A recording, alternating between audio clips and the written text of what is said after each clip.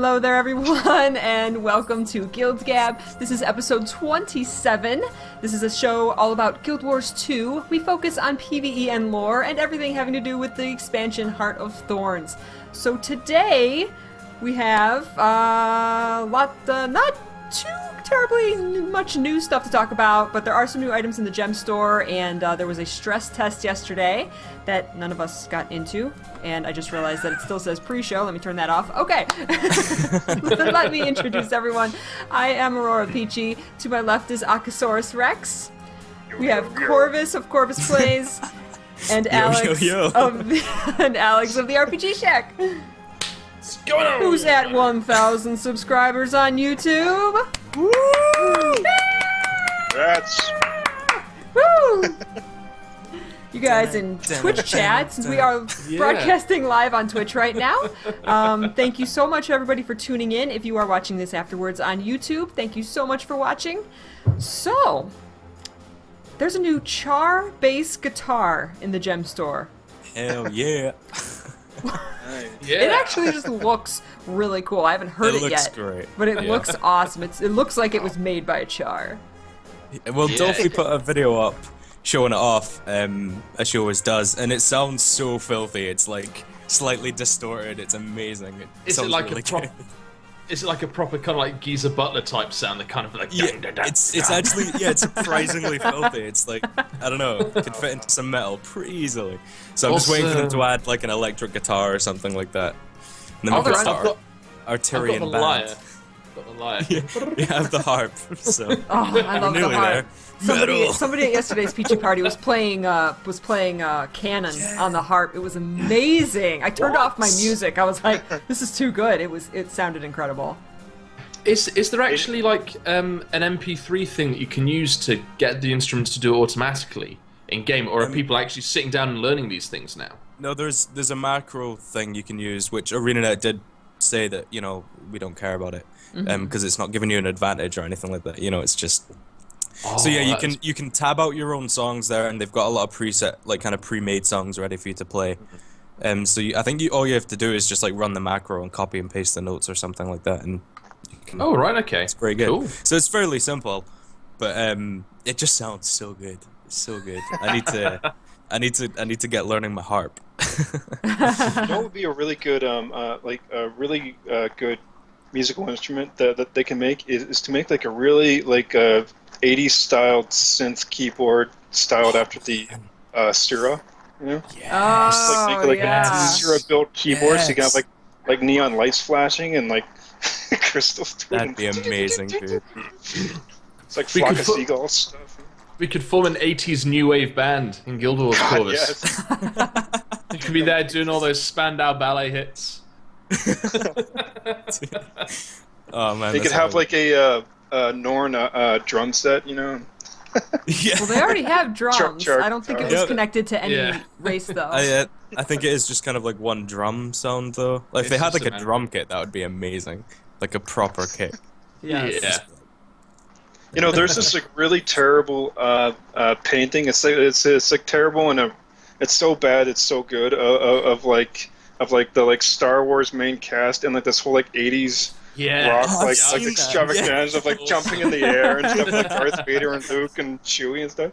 It's like that's what they need to do with Destiny's Edge 2.0 is to have them all like form a band, doing the drums, like rocks on the keyboard. Somebody needs to make that machinima. Because people make their characters that look like the Biconic characters. I love when I come across a Casimir. I need to make a Casimir for myself and give them all the instruments and have them be in a band. That would be wicked. Someone make rocks, give her the bass guitar. ArenaNet, do this! You just there all scream for me, Caladon. We are Destiny's Edge. Yeah! 1, 2, 3, 4. This needs to happen. So perfect. Oh, this is so wicked. Guys, wait. Timey's thing could be like a whole transform into a massive techno Scruffy? Oh my god, Scruffy can spout speakers that light up. Yeah, exactly. Giant speakers and crap. Starts dropping sick beats on Scruffy. So awesome. I really hope someone from ArenaNet's watching this and is furiously writing all of this down. Yeah, God, yes. It's April Fool's soon. That'd be perfect for April Fools. Yeah. Yeah. Right, that's. Oh, God, yeah. Is that next Tuesday? It is.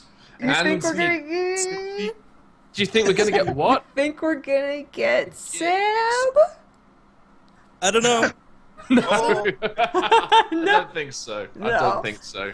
Maybe not next week, but sometime during April. And they always do something for April Fool's Day. They always do something. What did they do? Oh, it was last year? It was bobbleheads last year. Last year was wasn't the it? bobbleheads, I think. Yes, so it was. Yeah. My favorite ever, I think, was the gender swap in Guild Wars 1. They swapped every character's gender. Did they? Yeah, so you'd log in on your male character and it was female and vice versa. It was great. It was Awesome. great. So this is what it feels like. I don't. I've got to say, I don't think we're going to get it. The way that Colin was talking in, I think was it your interview or yeah, I think it was your interview, Peachy, and he was just saying that it's going to come back at some point, but at the moment he seemed to indicate that they were quite busy with Heart of the Heart of Thorns. But because he confirmed that it would definitely be coming back at some point. At some point, yeah. Yeah, but he didn't. I don't know. He didn't look as excited as he would. We didn't really get much of an answer besides that in most interviews, but I think there was one, and it wasn't mine, where he kind of, I don't know, he kind of did like, it's gonna come back at some, he gave that little Colin wink, like, it's gonna come back. The evil Colin wink.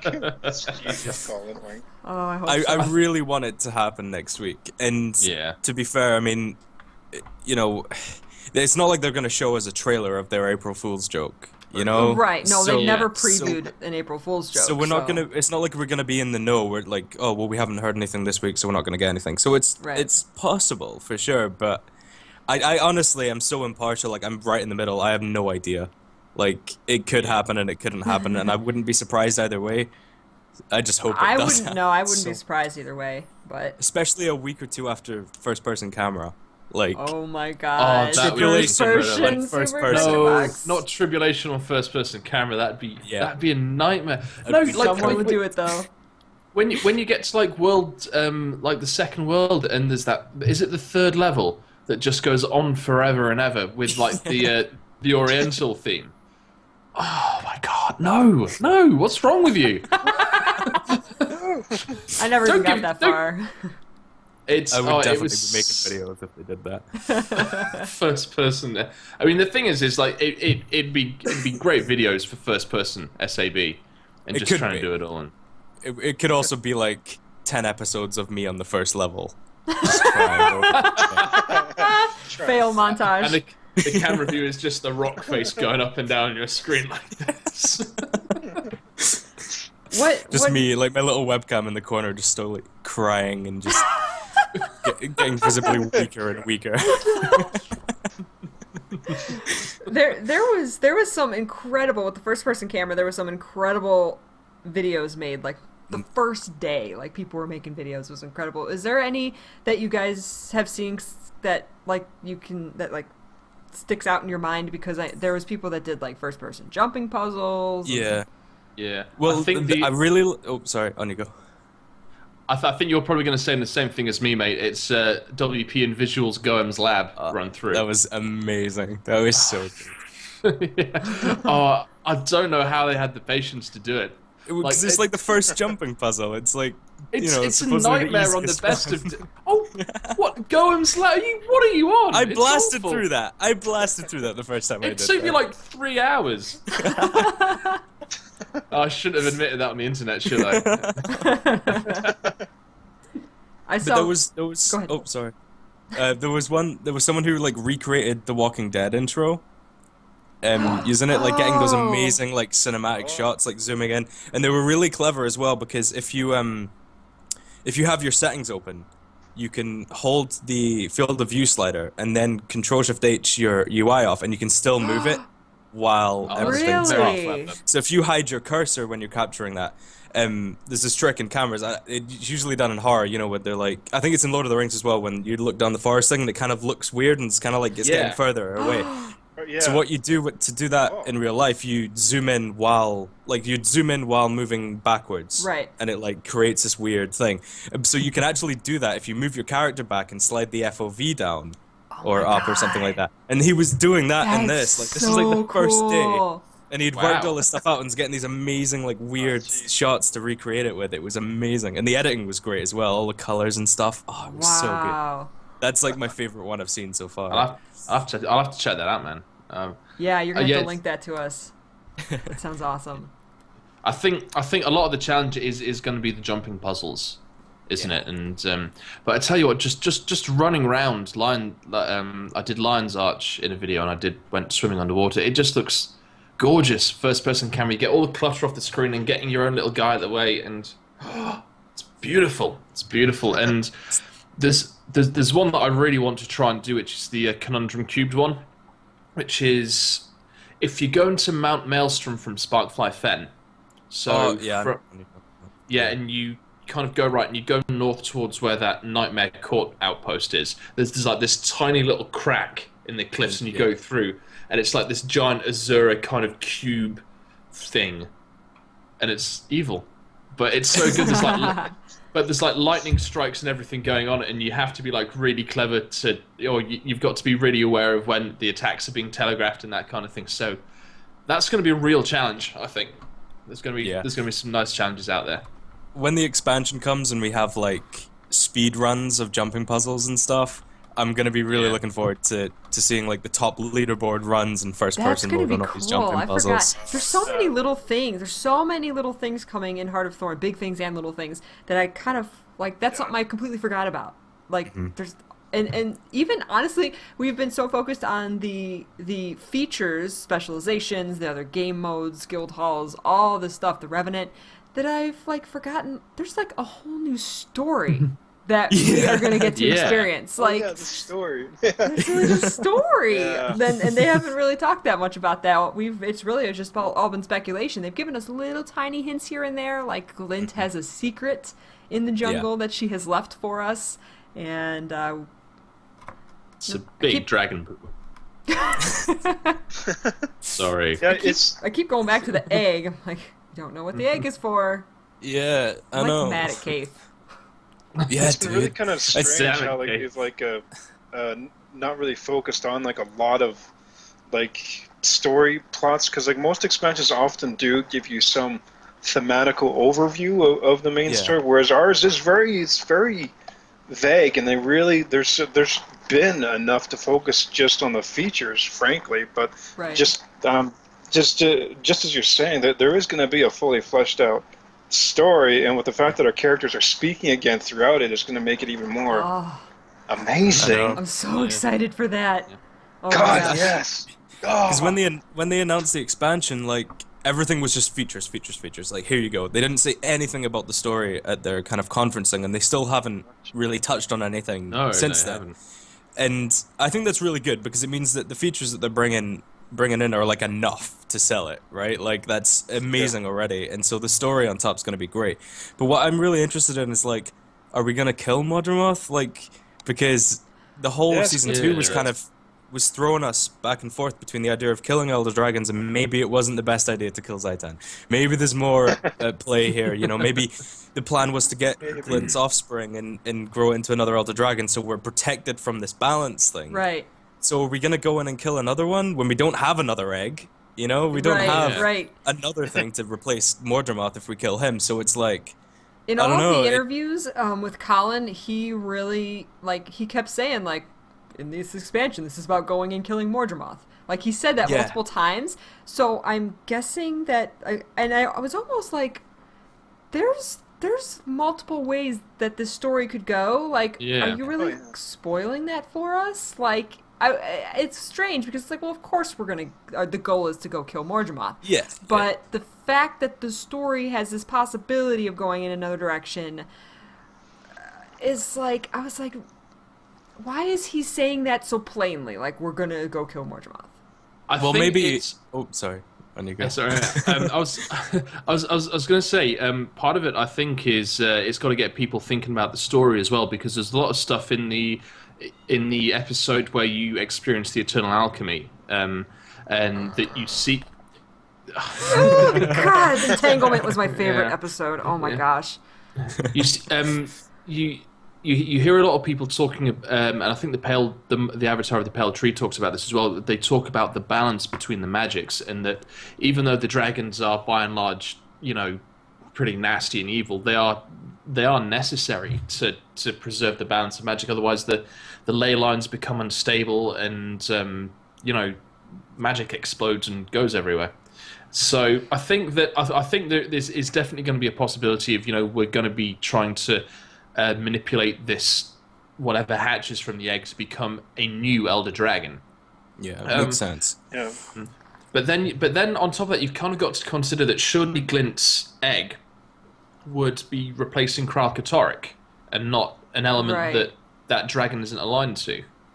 Yeah, because it's not just by genetics, right? I mean, I don't know much about elder dragon biology or anything, but surely that would share traits with Kralkatorrik, considering it's direct offspring from Kralkatorrik, and we're not going to have two elder dragons which kind of have the same traits I don't know why I can't remember this lore-wise, but Glint was corrupted by Kralkatorrik, not created by him, right? Yeah. Kralkatorrik doesn't create... She was his lieutenant, yeah.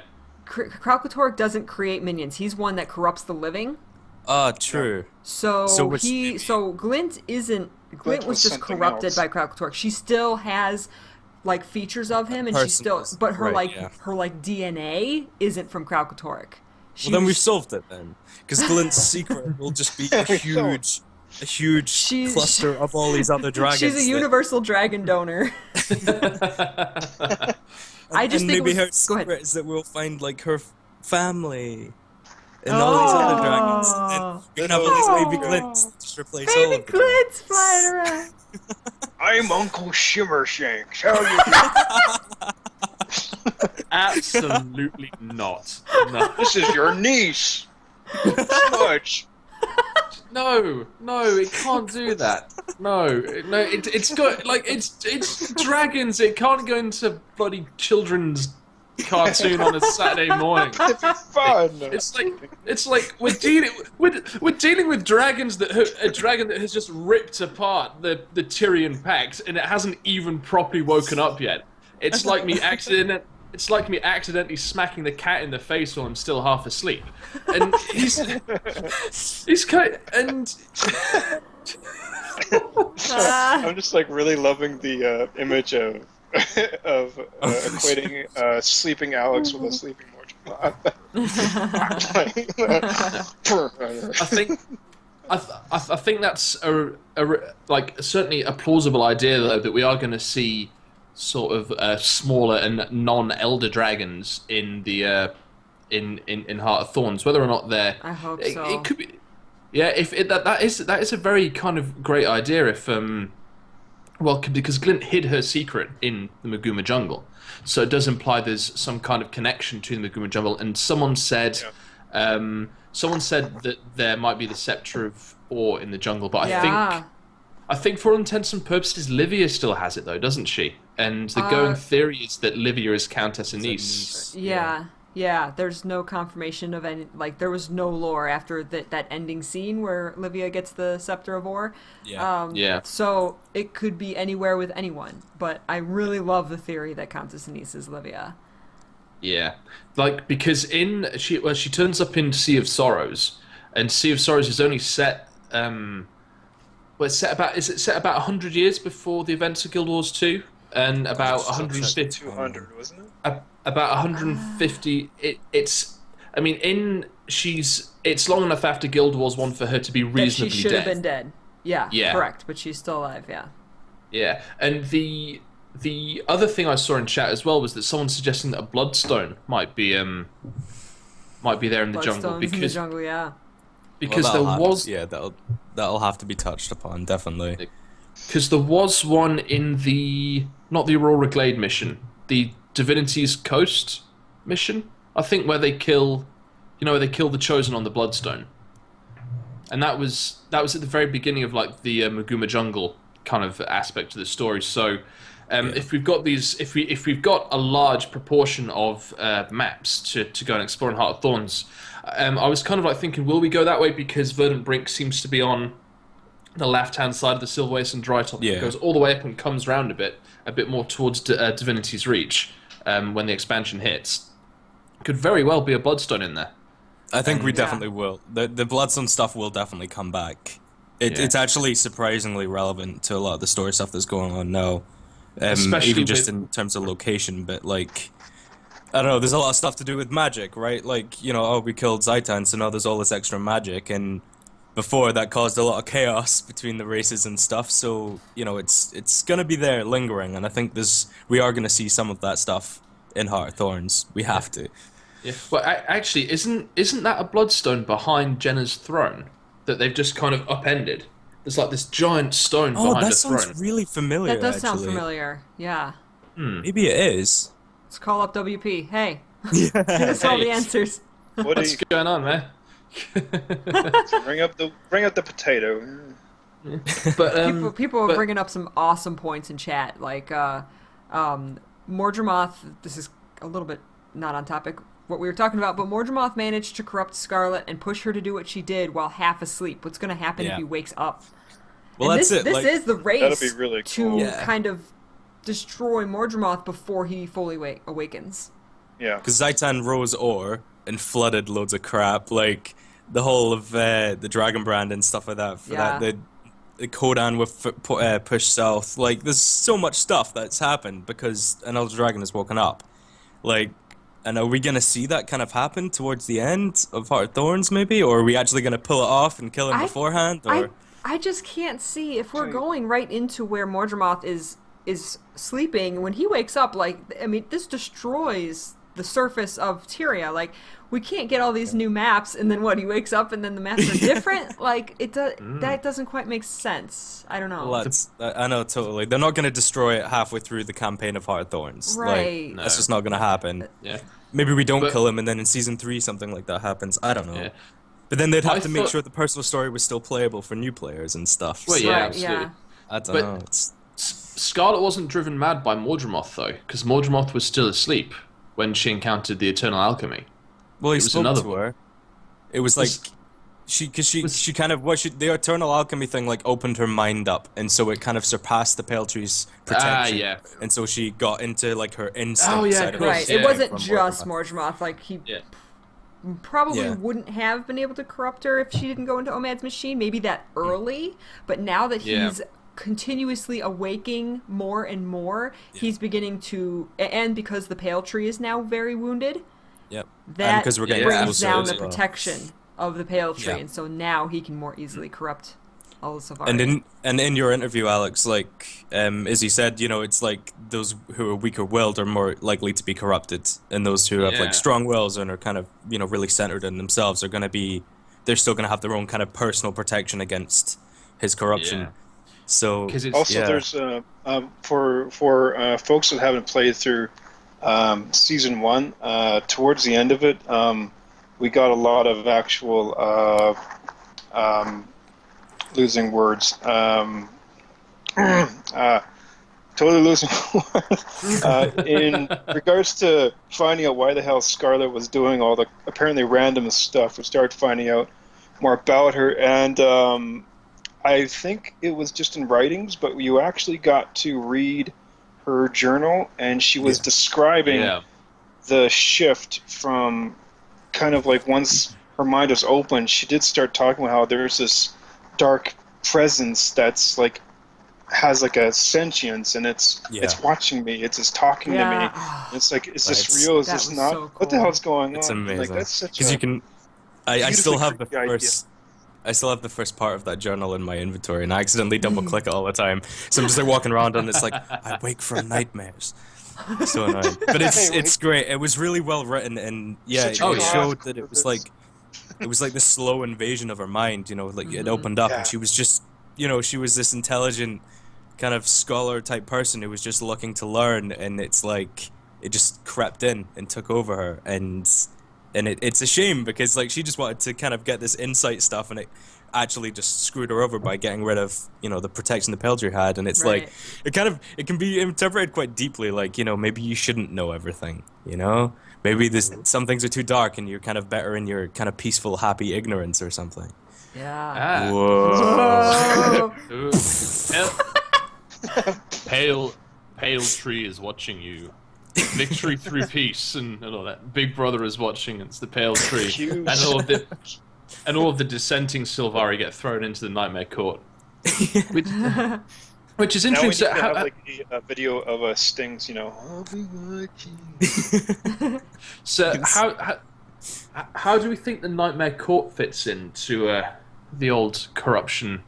Because the Nightmare Court clearly aren't corrupted like what's happened to the rest of the Sylvari. Yeah. It did look that way in the trailer, and I remember saying that, and you mentioned that to Izzy in your interview as well.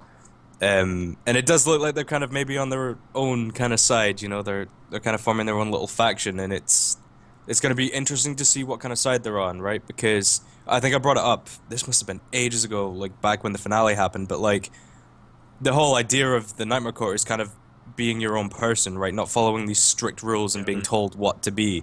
But surely being corrupted's kind of the same mindless, kind of control thing that they're against with the Pale Tree. So maybe they're kind of taking a stance against everyone or something. Yeah, maybe. Wasn't there an interview that someone did where one of the devs said that there's going to be like different factions of the Nightmare Court? They're not all just one big group that's going to go this way. Like, there's going to be ones that follow Mordramoth, there's going to be ones that don't, there's going to be ones that do this and that. I could have swore there was an interview that's revealed something like that. He mentioned it a little bit in mine, that he certainly threw out the idea that there's going to be multiple factions involved in Heart of Thorns. So whether or not he was talking about different factions in the Nightmare Court, because... Focus. I was making fun of my other cat. Are we starting again? Oh. Hey guys, welcome to Guild Game. But it'd be certainly interesting because as far as I remember, Fowlin kind of put an end to this schism in the Nightmare Court by killing. Damn, what was his name? Not Caden. No, it was Caden. No, we killed Caden, didn't we? We killed him in Twilight Arbor. I thought Caden started the Nightmare Court, right? Yeah, Caden, and then Cadiern, however you say it. Yeah. And then Fowlin took over. But he's still an enemy in Twilight Arbor somewhere. I think he is dead now. That's why Fowlin's the leader, right? Maybe. Yeah, I think you do kill him in TA. Yeah. But I don't know. I think the faction thing could be like explored amazingly, and I'm thinking maybe it could also be like, I think I mentioned it last episode, but like the choices you make are gonna decide kind of whether you are on the side of the Sylvari or not. Like if you have like some kind of intolerance, so maybe through that you kind of form this weird like offside kind of pact thing where you're with the people that are against Sylvari as well, and then this other one and you don't trust them because there's loads of Sylvari there, and obviously there's the Pale Reavers as well, which is kind of this other force that's going to be present there. And so maybe the faction thing could come in that, and then maybe at the end you kind of have to reunite to take down Mordramoth and you're all fine and happy again. So maybe like it could split the kind of playable characters like that. Like some of you are going to be allies with them, some of you aren't, and that'd be quite cool. But yeah, I don't know. There's so many little groups now of different things, and I thought the kind of merge that they're obviously doing between like Destiny's Edge and Biconics is like really cool because it's getting rid of the kind of fluff between everyone. It's like between who? Sorry. Like Destiny's Edge and Destiny's Edge 2.0, like they're kind of essentially the same group now. Yeah, they're kind of cutting them off. Oh yeah. Oh yeah. Sorry, especially because like I thought they'd been given a name for a second. I was like, who are they? Who are these people? No, we still don't have an official name. Nothing Destiny's Edge official. 2.0. Something with like Destiny's Edge though. It like goes along with our characters' voices coming back. Is that again? I I could never follow through on the other races' storylines very far because I started to miss playing a Char for too long a period. So I've like played like every kind of iteration for like the Char starting zone for all the different characters that you can meet to be part of your warband and your friends, basically. Like at like just before you actually head off to the orders for good, and then you like never see your friends again. But those friends and characters, I love them so much. Like I don't know if they're as wonderful as the Char ones, but I mean I'd so much love to see those characters come back and be with you and actually, you know, follow you in your story again, like so that your first personal story actually like follows through. Yeah, because like there's like so many characters I miss. Like there's this like Iron Legion mechanic called Simona, and she like talks out loud because she like works with so much heavy machinery. I just love her so much because like you're like characters like, do you always talk like this? She's like, what? I talk out loud, Grumpy. So freaking adorable. It's like, I want them back. As cool as I think that it would be to kind of like somehow bring those characters back in, depending on like, oh, I picked this one, so then that one will show up later on. I think it's very unlikely, unfortunately. Yeah. Especially because it was so long ago. Like, if you played this at launch, like, I don't even remember what I picked for my character, you know? I don't remember what her little sidekick was, you know, so... The really weird thing is, when the very first character I played, I picked Human Noble, and your friend/companion is Lord Farron. I think that's actually what mine was. So when he started turning up in like the Secret of South Sun and the Queen's Corner, I was like, it felt like I was the only guy who knew what was going on. I was like, it's this guy, and everyone was like, who is this moron? He's That's actually exactly what I thought, because I had not played through the human stuff because I got so bored. I was like, I don't care who this guy is. But then like, oh, okay, he's got red tighty whities, and it's like, where's my Simona? Like, well, this is really weird. My other half has just started playing Guild Wars 2 again, and she started the Norn personal story back when she first started, and she kind of quit because she didn't find it very interesting, and she started the Sylvari story. And I think she's chosen like White Stag and Cycle of Noon or something, and she's absolutely hooked on it. So I think that in those, I think there's certainly definitely the stronger original kind of personal stories for the races, and I think Sylvari and weirdly Azura and Char as well. I think like the Char. Well, the thing is that I absolutely adored the Char personal story. I thought it was really, really cool. And you go along and you kind of like save your drunken alcoholic of a father, and and then you go, I did it, Redlock, and it's like, yeah, whatever.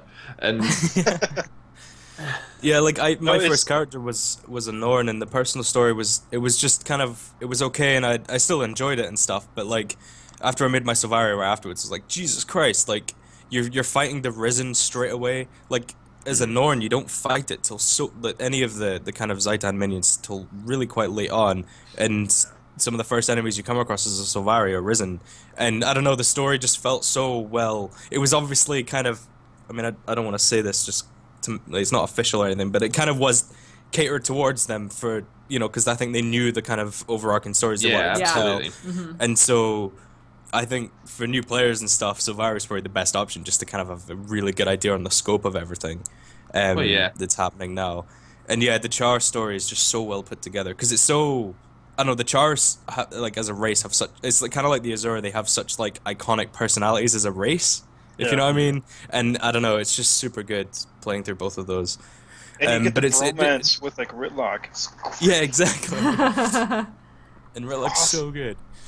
And I think they're going to be able, obviously everyone going into Heart of Thorns and that kind of new personal story or campaign or whatever, everyone's kind of at the same level now, regardless of the race.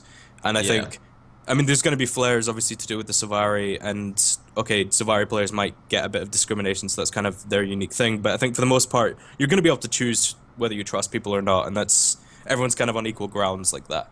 And I think that's probably for the best, because it means they can put loads of more time and effort into crafting those stories if everyone's going to play them. Yeah. Because, like, not everyone is going to roll a Norn, so it kind of makes sense that they might have like a lackluster personal story in the vanilla game, but the Sylvari were so important anyway that they kind of had to put more, you know, Well, yeah, absolutely. stuff in there. So I don't know. There's a lot they can do with the campaign, and I don't know. Everyone's going to be like kind of experiencing ArenaNet storytelling at its best, and that's going to be so good. Yeah. So good. I think there's something that we asked Izzy about, and about the it was something I saw online. It must have been, he was saying that there was something like 500 or 600 original story instances in Vanilla Guild Wars 2, and I think I've maybe seen 75 of them, maybe. Yeah. And I think he was kind of admitting that there were some really great story aspects that people missed out on because they didn't play a particular race, or they didn't replay part of the different choices of the early personal story. And I think what they're doing now is they're still giving you that kind of divergence of saying, right, you can trust Sylvari, or you can kind of leave them to it. But eventually they are giving you the option to replay the stories to make different choices as well in Heart of Thorns, which is a really, really great move. And because one of the really annoying things about the early achievement bits for Season 2 was that if you cock up an achievement, you have to, like, right at the end, you have to restart the entire thing and go through it. And they introduced, like, the mystery challenge modes at points to help you reset the fights. So bringing that aspect into the story itself, to saying, right, you've already done this, but would you like to give it another go? Even if it's to relive the same story options or see what else might have happened and kind of carve your way through a different road through Maguma. I can't see them doing that as far as like, oh, you made the wrong choice, Bram died, do you want to go back and do it again so he doesn't die? Like, then there's no consequences. What I think might happen is, like, it'd be kind of similar to Season 2 as well. Like, you had to play the whole instance, right? The whole episode, sorry. So there's a couple of instances in the episode, and after that you can go back. Maybe they'll do it so, like, you have to play the whole of the campaign, and after that it gets split into you can see the individual episodes and then go back and replay them. Oh, so it's already kind of saved your choices to your account, and it's marked them all as completed.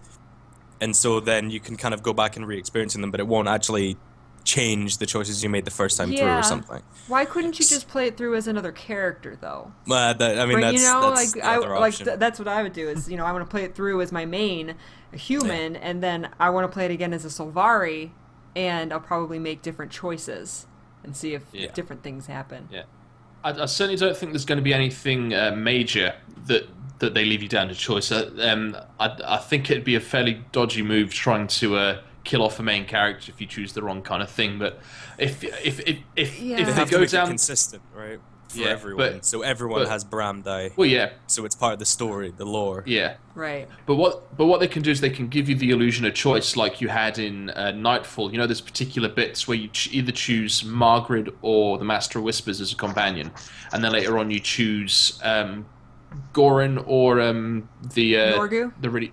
Yes, Norgu and Goran. Yeah, the really fat, useless Mesmer. Yeah, he was funny.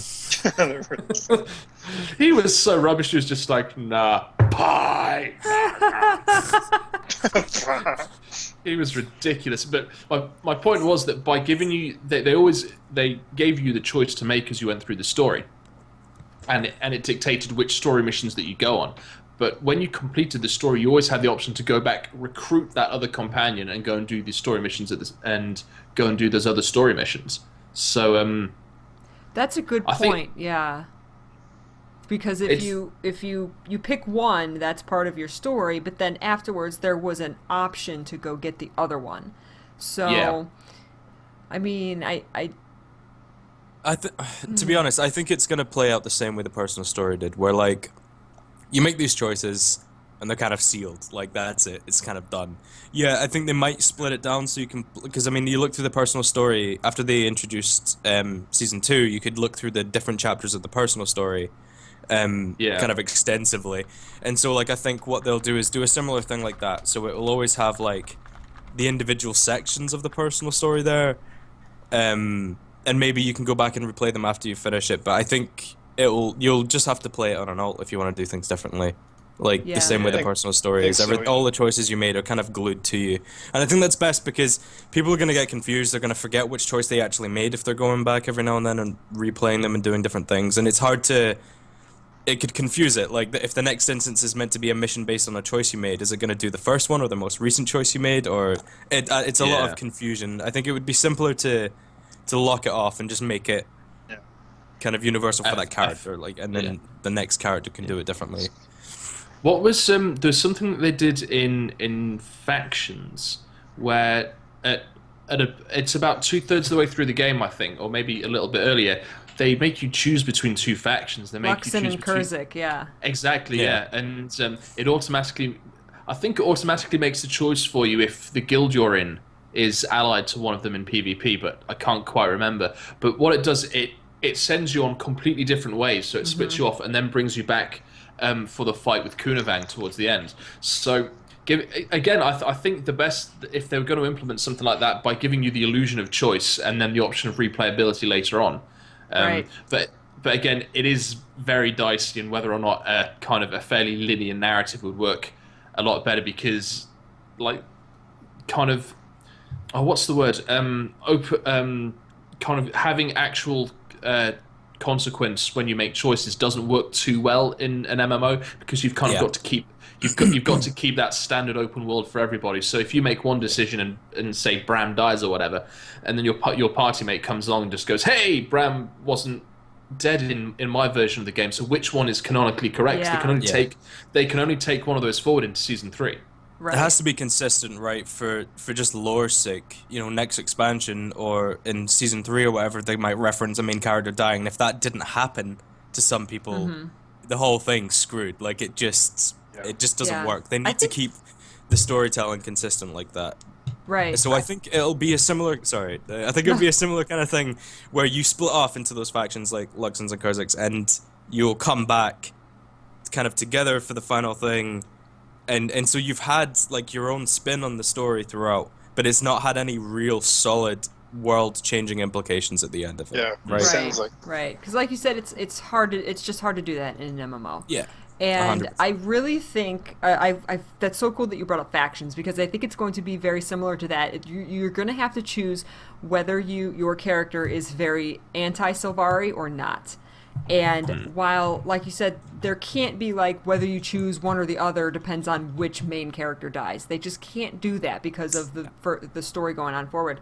But what it can do is through the dialogue and through the story make you kind of like feel like if you are anti-Sylvari and suddenly all the Sylvari in the game start hating you, and like I think through the dialogue and how that's presented, you can feel it's going to make you feel very awesome, differently, even though the main plot is not going to be different, and you're going to meet up at the end. I think that, and this excites me, like that it's really going to change how you feel about your character and their relationship with the other characters. Like the actually members of Destiny's Edge 2 are going to start hating you. Like if you Marjorie is very against Sylvari, so if you're for Sylvari, and Marjorie kind of hates you, maybe you go on one mission and she doesn't join you. You don't get her Necro Greatsword in that mission, That'd be good actually. That's a really cool idea, really having fun. the different kind of party makeups.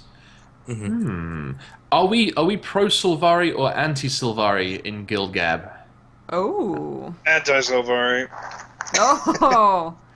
That's because I support Char, and Char hates Sylvari. This is hardest for Corvus because he is a Sylvari. I mean, I think what my kind of view on it is like, I really like the idea of the Sylvari being like this dark kind of thing, like this mysterious.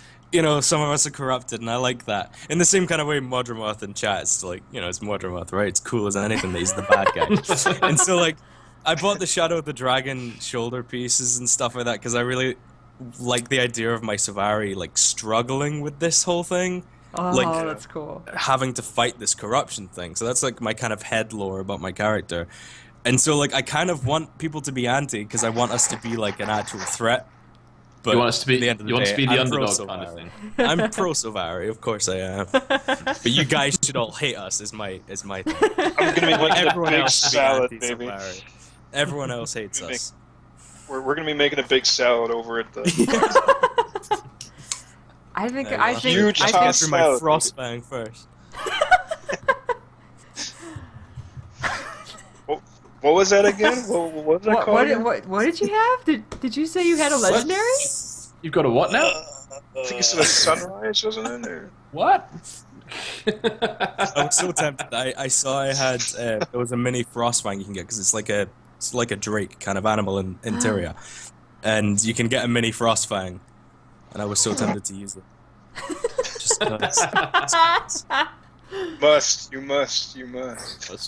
Well, I think I'm going to be pro Sylvari just because, like, I have this headcanon about my main character, about my guardian, and she's just, like, pure good, sees the good in everybody, and kind of like me, so she's kind of like me, and so she can't be just suddenly anti-Sylvari. Like, she's going to have to try, she's like Sailor Moon, she's going to have to try and cleanse them. We got to cleanse them. Yeah, exactly. But then if I play through it again with a Sylvari character, am I going to be anti-Sylvari? Like, how can you play a Sylvari and be anti-Sylvari?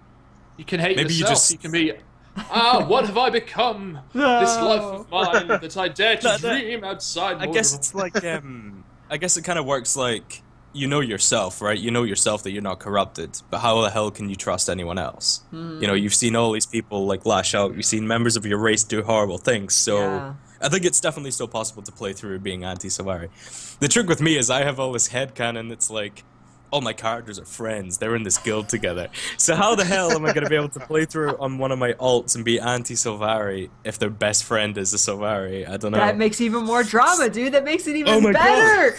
Yeah. Yeah! That's a good point. Dude, I'm going to have the best experience with the Heartthorn story now. It's going to be great.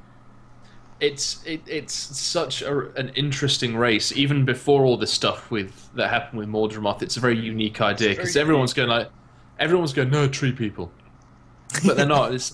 I mean, the thing is, at launch, everyone's saying about Sylvari that they're the equivalent of Guild Wars 2's elves, and I guess they're not. I think originally they were meant to be, and they had that huge redesign. Yeah. I think actually there was an interview. Or there was some kind of promotional video for Guild Wars 2 before it came out, and I can't remember who said it, but like one of them was saying that like, you know, they showed off Kaith back with her old design where she looked really human and stuff.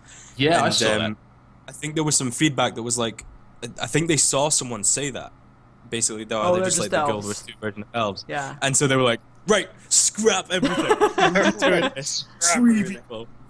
And yeah, and a lot of people are like, tree people, but like, honest to God, when I first saw them, I was like, tree people! They do, well, because, you know, the kind of interesting thing that I found about the Sylvari, you know, like, there's elves things, that they do occupy the same fantasy trope space as elf races tend to, but the kind of fascinating thing about it is that they have the fact that they're tree plants and that they have like wooden bones and sap for blood, which I find really fascinating to think about. But then also, instead of most elves are extremely long-lived, and the Sylvari are like 30 years old as an entire species. Yeah, so stuff like that. But they do have the aesthetic and the feel of the elven type, with that they're very into nature. They all have posh English accents. So, yes, no. We are enlightened creatures of beauty. Although we're made of trees, you know. But so they have an elven feel, but they definitely, I think, absolutely, you can absolutely say it. They also are not elves as well. They definitely have a.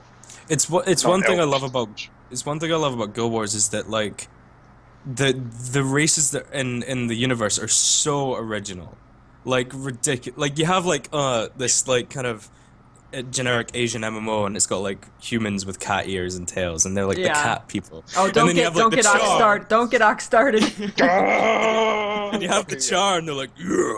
And then you know, like every single race, like even like the kind of, I guess Azura, like the gnome like race or something. Yeah, but they're so unique. Original, yeah. Like no other MMO has races. I think that humans have to be in the game, obviously, but like I think the worst case for this would just be the Norn, right? The kind of typical Viking kind of type thing. Yeah. Yeah, but like I don't know, they've gone into you know, it's a shame. I think they've not focused much on the Norns' kind of belief system and stuff like that. But because that is you know, what's unique about them is the spirits, Yeah. the fact that they can actually Yeah. turn into these spirit animals. That's Yeah. what's unique about them, and yeah, it's that's just not what the game is focused on right now. Yeah, it's a shame, but like that is still there, and you can still find out about it. And there's all those theories as well of being like, oh, the Norn are like descendants of these like fallen Kodan and who have lost their like enlightenment, and they're like just these big That's humans the third now. expansion. Yeah, dude. Oh, if we have a kind of icy themed Jormag expansion after this, I'll be so. Oh, we're gonna need absolutely. it to cool off after the Wicked. jungle anyway, right? But that's gonna be Hey. amazing. Guild Wars 2 Wrath of the Lich King expansion, Bruce. That's in the Ring of Fire by Mortis. But But yeah, I mean, that'd be amazing. Wrong drink. I'm out to drink that. But there's so much lore going on at the moment, and it's going to be great because there's the Masat or the Exalted or whatever they're called in there as well. That they're still being very tight-lipped on, and I Yeah, think I don't know why though. I don't know why. Everyone knows because them. they're not what we expect. Exalted.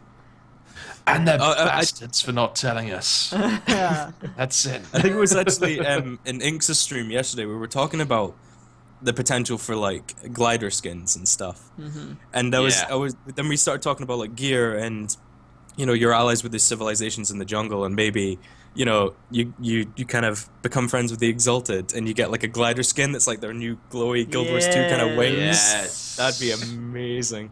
I really hope there's a ton of gear that you can get through, Oh, I like hope so. being allies with these races and just doing this cool Well, stuff. Well, actually, that was something in the North, wasn't it? When you did like the story and you unlocked the various areas.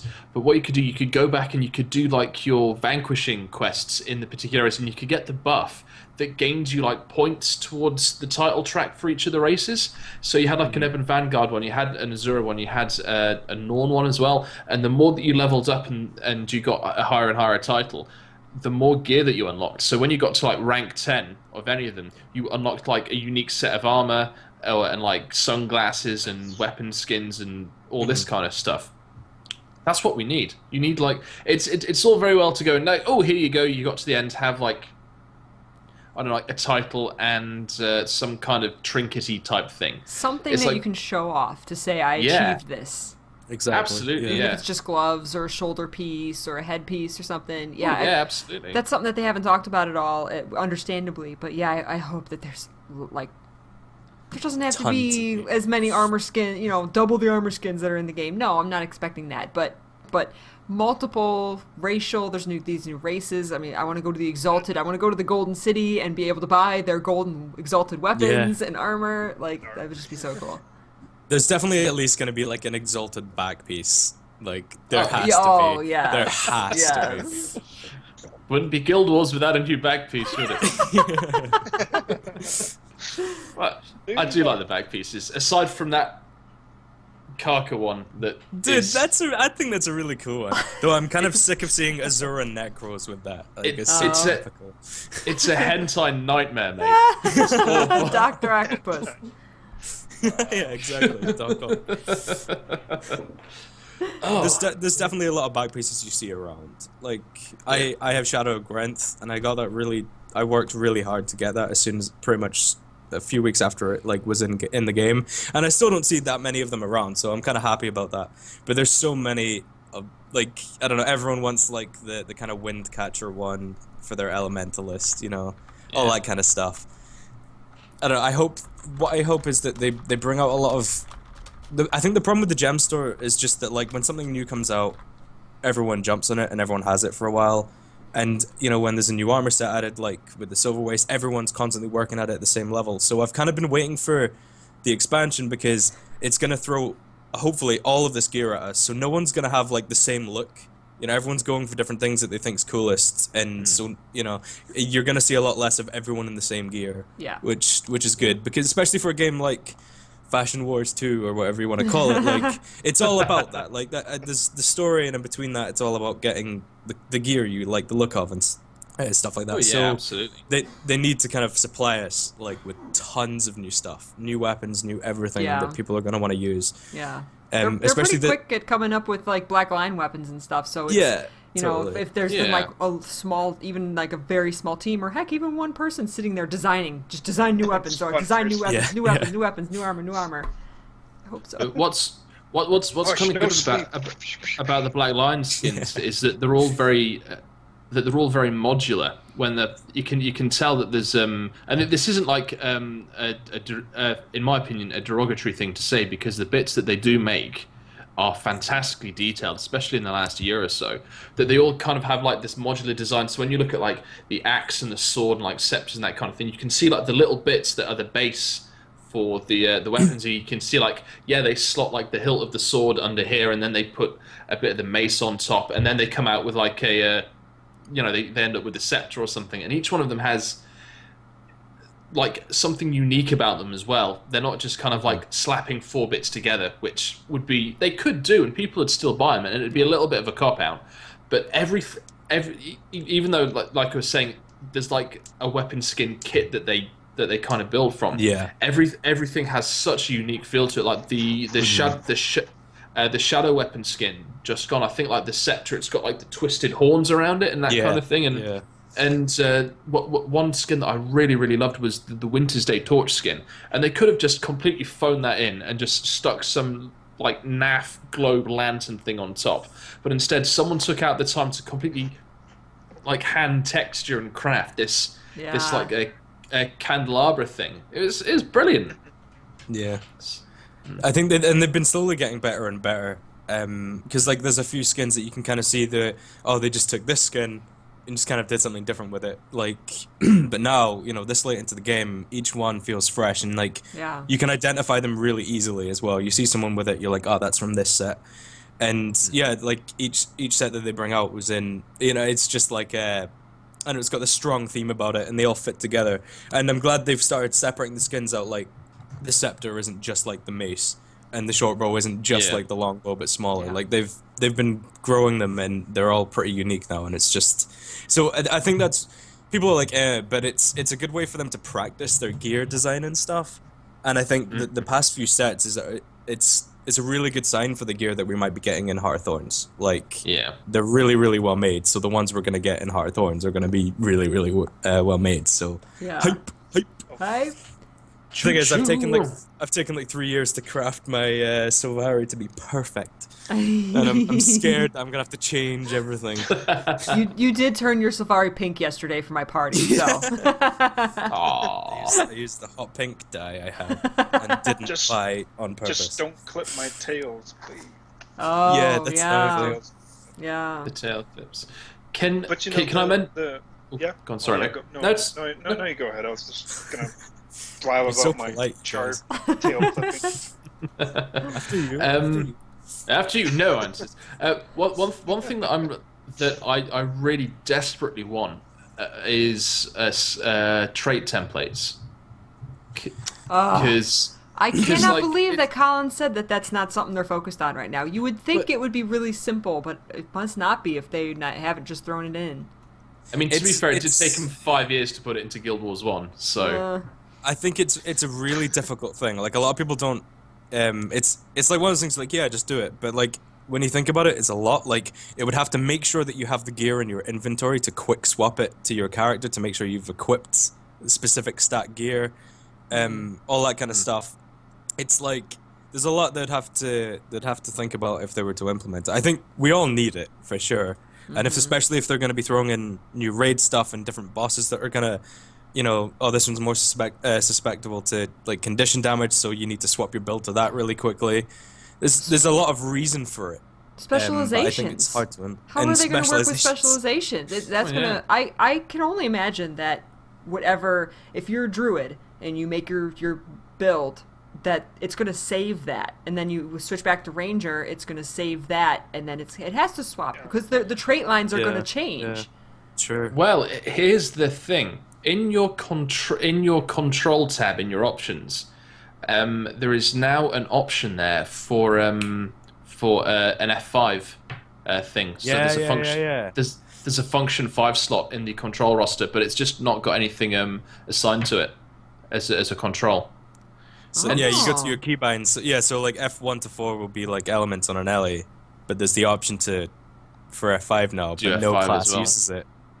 Yeah. So that's Oh, interesting. wow. So whether or not F5 is going to be your specialization switch that you can only use out of combat. Yeah. Oh, That- wow. Good idea. Good point. Or And there's yeah, a they would have to- they would- specialization that uses all 5. I mean, it's possible. Could be that. Could be that. Yeah, that's true. Yeah. I think that's a good point, though. Like, if they're not going to just save the number spent in the traits and the gear you've got. Like, it would... If they want to make the specializations feel different, they're going to have to... You know, they're going to know that people are going to use different gear for this, whether they're specialized or not. So, yeah, that's... So they might already be kind of implementing something like that.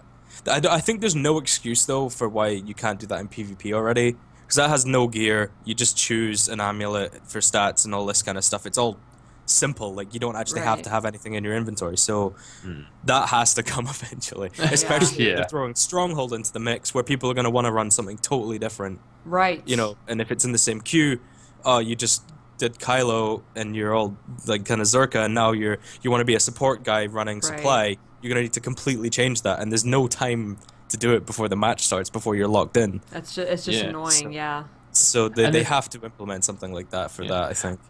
Yeah, and the thing is, it's proven in game that it's possible to store more than one build because your build switches as soon as you jump into Heart of the Mists from whatever you were running in PvE. Like, I've done that so many times. Like, right, I'm going to go into PvP in my Power Ranger, and I've not been into Heart of the Mists in 9 months on it, and then I run in with like a really naff Trappers build, and I get my ass handed to me. Yeah, because it automatically switches there, so I don't know. And I just think that has to happen. Like, the other day I was playing PvP with my guild after we did guild missions, and like, I just wanted to try out doing something stupid and really tanky on my Necro just for a laugh, and then like the match started before I could finish, so I was running around with no traits. Oh, yeah. I still won, obviously. I'm amazing. But, like, I don't know, like, they have to implement something like that with specializations and with these two completely different game modes in PvP in the same queue. They have to. But it's interesting that they would say they're not focusing on that, but maybe they'll do it at the last minute or something. Everyone's been asking for it for ages. Yeah. So After listen Heart to of Thorns, us. maybe. Yeah, maybe. After Heart of Well, it's more a feature patch thing than like That's, Yeah. that's content true. update, isn't it? That's true. It is very feature pack. Having said that, we've not had a release date yet, so No, they said we wouldn't until after some betas. So yeah. yesterday was the first stress test. So hopefully there's an actual beta, maybe with new stuff coming soon. Yeah. Just wish I we'd guess. start learning about the specializations already. I mean, Yeah. come on, Yeah, that's got to be guys. coming soon. Points of interest Yeah. is coming back soon, so hopefully that'll start kind of rolling out new stuff. Let's talk about. So exciting. So what was that? Well, I think the stress test went amazingly. Like, Ink streamed Yeah. it yesterday, and super smooth, no connection stuff. That's while he was streaming, so there was he said there was no Nice. problem on his end. There was none on the stream.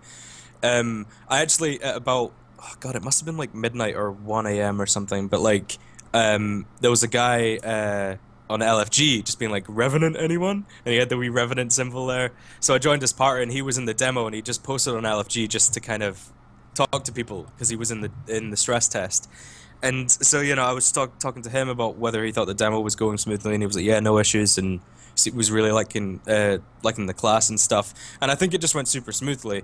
The fact that they took the condition cap off enemies and stuff as well, you know, because they're testing that up.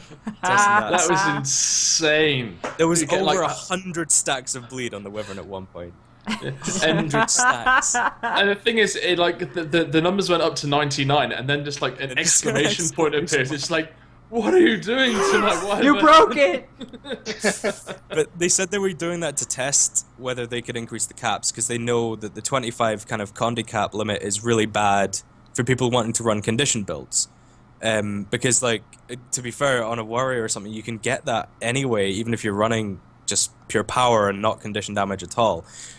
So they wanted to maybe think about increasing the cap so condition builds became more viable and a thing you can actually do and would be useful. So that's awesome. And yeah, so despite all of that, I think the stress test went smoothly for everyone. I've not heard any complaints apart from, you know, just a few bugs, but that's bound to happen. And so I think we're going to be getting like the proper beta really soon. And Hopefully we get in, guys. Hopefully. Please. I think what's weird is I think people are I think there are a lot of people who are expecting more from the stress test, and even though everyone's kind of been saying it's like, yeah, well, we kind of expect it to be just the demo that was on show at Res, because that's all it was. If you've not seen any gameplay or anything like that, it is just the demo that was on show at PAX and at Res. And I think for some reason people are just like, they're going to give us an entire map to play with. It's like, no, absolutely not. Absolutely, Yeah. you've got to make sure that people behave and that kind of thing. But there is something I'm very interested in about. Again, this like the increase of caps on conditions. Sorry, condition stacking.